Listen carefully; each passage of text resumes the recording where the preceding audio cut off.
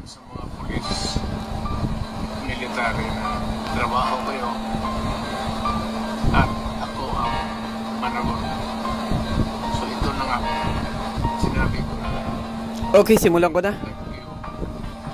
Ayaw nila. Ako ang managot sa lahat.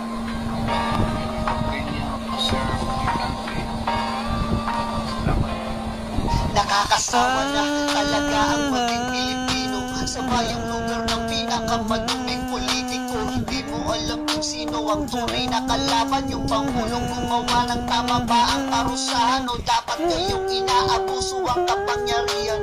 Mga sakit at magnanakaw sa kapan ng bayan, ginagawang mangmangang lahat ng mamamayan. Sunod-sunuran na sa ibang lahi, tama pa ba yan? Meron bang naging pangulong hindi pa nakakasuhan? Pag natapos na ang termino, laging may kasalanan.